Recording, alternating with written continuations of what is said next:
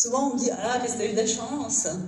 Alors je réfléchis, je dis « Pourtant, je n'ai pas eu plus de chance que les autres. » Mais en fait, Monsieur Chance, il se présente à vous chaque jour, parfois même plusieurs fois par jour. Et la vraie question, c'est est-ce qu'on lui ouvre la porte? Monsieur Chance, c'est l'inverse de se dire chaque matin « Ouh là là, pourvu qu'il m'arrive rien ». Ça, c'est une grande idée qu'on se dit français. On se dit souvent « Voilà, pourvu qu'il m'arrive rien aujourd'hui ». Et bien l'inverse de tout ça, la chance, c'est de se dire qu'au contraire, aujourd'hui, quand je me lève, pourvu qu'il m'arrive quelque chose. Et la chance, en fait, on la provoque. Alors il va falloir trouver la vôtre, car chaque jour, elle se présente. Plein de fois, je rencontre des personnes qui me disent « Voilà, moi, j'ai jamais rien réussi ». Et souvent, je leur dis « Écoutez, Monsieur Chance, il s'est présenté à vous. Seulement, vous n'avez pas daigné de m'ouvrir sa porte. Soyez ouverts, ouverts sur le monde, ouverts sur le futur. Ça, c'est un vrai principe de réussite. Donc la chance, elle est au fond de chacun de vous. Il suffit de lui ouvrir. Elle se présente tous les jours. Donc ça, c'est le premier grand principe.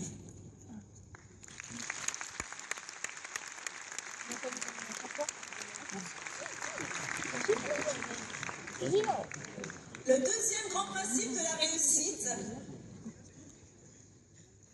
c'est les hommes. C'est les gens que vous allez rencontrer, c'est les équipes que vous allez construire, c'est les équipes avec qui vous allez vous engager. C'est le collaboratif. C'est quelque chose d'incroyablement important. Ça va aller dans les émotions, ça va aller dans le partage. Si vous regardez ma carte de visite, j'ai même pas de titre de marqué, je m'en fiche du titre. Je n'ai pas beaucoup de liens de subordination avec mes 4000 partenaires. J'ai un lien de compétence, j'ai un lien d'authenticité avec eux. Ils sont là avec moi, ils sont là avec moi depuis des années, ils réussissent aussi à mes côtés depuis des années, parce que c'est authentique, parce que c'est vrai, et c'est grâce à eux que le succès de Charlotte est là. C'est vraiment, l'homme est au cœur de votre réussite future. Donc sachez lui ouvrir votre porte, sachez déléguer, sachez faire preuve, eh bien peut-être de délégation plus souvent qu'on a envie de le faire parfois. Ils sont vraiment le cœur de votre réussite future. Donc les hommes, ça fait partie de tout. C'est le point de départ d'une belle réussite. Écoutez-les, partagez, donnez beaucoup, et vous verrez qu'en retour, vous recevrez d'eux.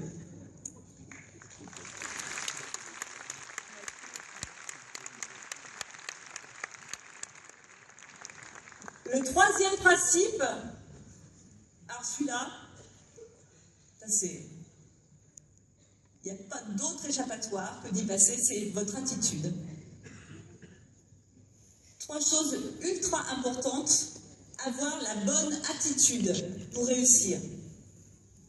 La première, c'est de sourire. Alors sourire en toutes circonstances, parce que les gens s'en foutent de vos problèmes. Et si vous faites la tête, ça ne marchera pas. Si vous voulez avoir ce qu'on appelle l'attractivité, si vous voulez rencontrer des opportunités, il faut commencer par en être une vous-même. Et être une belle opportunité pour l'avenir, c'est commencer par lui sourire. Donc il faut en toutes circonstances sourire, même quand ça ne va pas. Chaque matin en vous levant, vous devez vous dire « la vie est belle ». Et je vais lui sourire. Et c'est comme ça que chance se présentera, c'est comme ça que les hommes viendront à vous, c'est comme ça que vous serez un leader, un manager de demain. Première attitude, donc le sourire, c'est indispensable. Et c'est vachement plus joli d'ailleurs. La deuxième chose dans l'attitude, qui paraît parfois un peu bizarre, c'est de se tenir droit. Être fier de vous. Car vous allez emmener, vous allez devenir des leaders. Pour avoir ce leadership, il faut avoir cette attitude, sourire, se tenir droit, être sûr de vous. Vous n'avez pas de limite, en fait, vous aussi, vous avez un vrai ennemi, c'est vous-même. On est limité par ses propres pensées. Donc soyez fiers de vous, tenez-vous droit, souriez tout le temps. Et enfin, troisième attitude nécessaire pour votre réussite, c'est d'être positif et de voir les choses en grand. Évitez toutes les négations. Pas, jamais. Le problème c'est que. Mais, insupportable. Donc changez votre vocabulaire. Encore une fois, si vous voulez que les choses changent, vous devez changer vous-même. Ça se travaille. Je le travaille tous les jours. Donc soyez positifs et voyez les choses en grand. On voit toujours les gens petits. On se lève le matin, on prend son petit café dans un petit bistrot, avec son petit croissant, pour aller à son petit boulot, voir son petit patron, et à la fin du mois, on a son petit salaire. Ok. Donc dorénavant, vous prenez le matin un grand café. Donc voilà, votre attitude positive, c'est ça. Voyez les choses en grand, car vous le méritez. Ça, c'était le point suivant.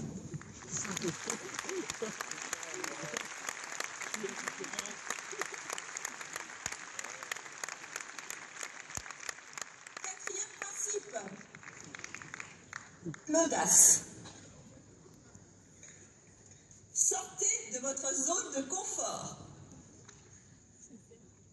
Alors souvent on me dit, oh, moi je suis vachement ouverte, sauf que c'est pas vrai.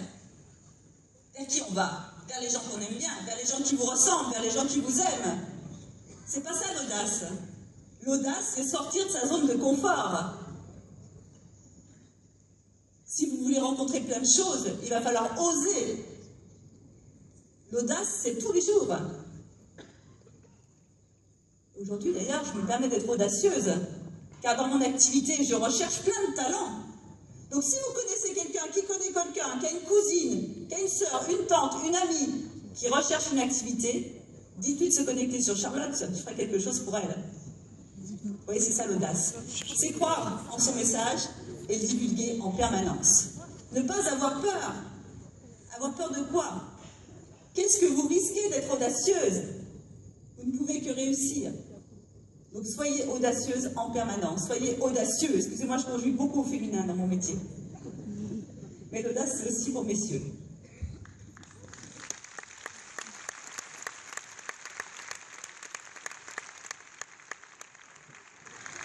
Enfin, un grand principe qui me tient vraiment à cœur, c'est l'échec. La culture de l'échec, c'est quelque chose qu'on n'enseigne pas, et c'est quelque chose qu'on a tendance à enfouir. Et malheureusement, c'est une obligation. Si vous échouez pas, c'est que vous ne vous autorisez pas à réussir. Car c'est l'échec, les échecs, bien sûr avec l'enseignement qu'on va en tirer derrière, qui vous font aller plus loin, qui repoussent vos limites. Vous allez flirter avec le succès si vous savez jusqu'où il faut aller. Mais si vous n'échouez jamais, c'est que vous n'allez juste pas jusqu'au bout de ce qu'il faut.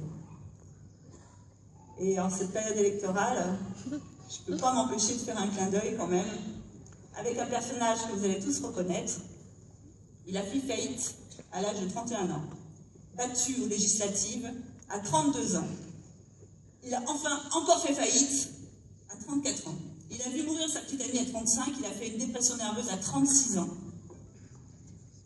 Il fut battu aux élections locales à 38 ans, aux élections du Congrès à 43 ans, battu à 46 ans encore au Congrès, battu encore au Congrès à 48 ans, battu aux élections du Sénat à 55 ans, le pauvre, battu encore aux élections du Sénat à 58 ans, et pourtant à 60 ans, il a été élu président des États-Unis. C'est Lincoln.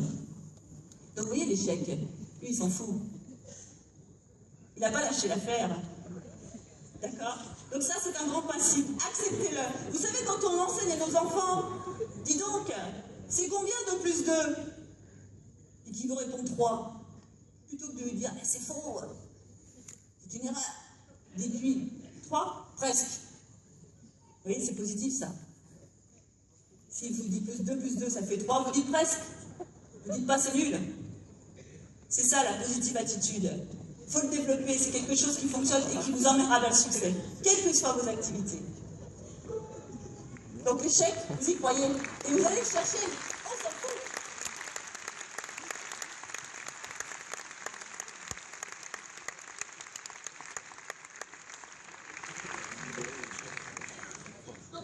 Donc là j'en étais à 5, il m'en reste 2.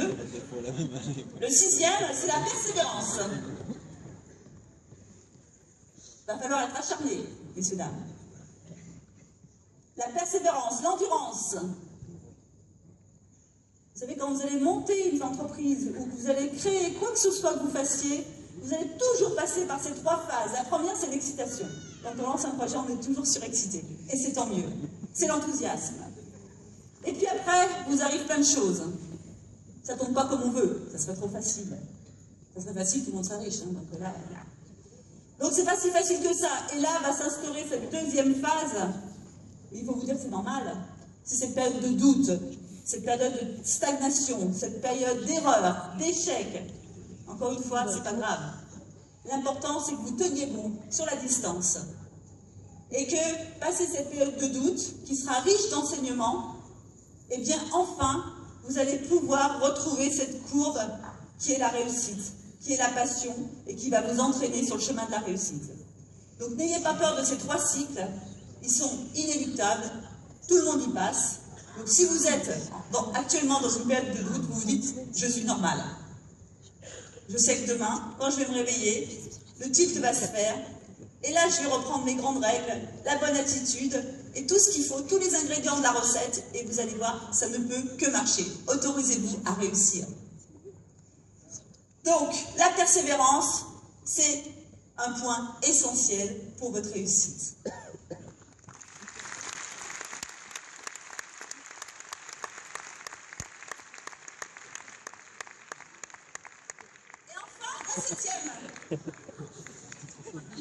La septième, c'est votre projet. Votre projet, écrivez-le. Écrivez-le. Un rêve devient un projet quand il s'écrit. Parce qu'un rêve, s'il est dans votre tête, il ne se partagera pas. Donc tout ce que je viens de vous dire ne fonctionnera pas. Votre projet, quel qu'il soit, il doit être clair. Clair comme de l'eau de source. Pourquoi il doit être clair ? Parce qu'il doit être compréhensible par un maximum de personnes. Si vous voulez emmener, que ce soit des clients, des fournisseurs, des collaborateurs, si vous voulez les emmener dans votre histoire, si vous voulez donner du sens à leur vie professionnelle et bien sûr à la vôtre, si vous voulez être le grand leader demain, eh bien il faut que votre projet soit ultra clair. Donc cet objectif, il faut prendre le temps de l'écrire. Et je finirai par citer cette fameuse phrase que j'adore de Mandela.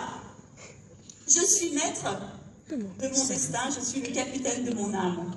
Alors devenez le capitaine de votre âme, devenez maître de votre destin. Moi, quand je vous vois, j'ai confiance en l'avenir. Je sais que vous avez un talent fou, vous ne le savez peut-être pas encore, mais moi je le sais. Utilisez cette recette, de 7 astuces. Et je vous assure que la vie sera plus belle, car vous allez l'écrire. Et la vie est toujours plus belle quand on l'écrit soi-même. Merci de votre écoute.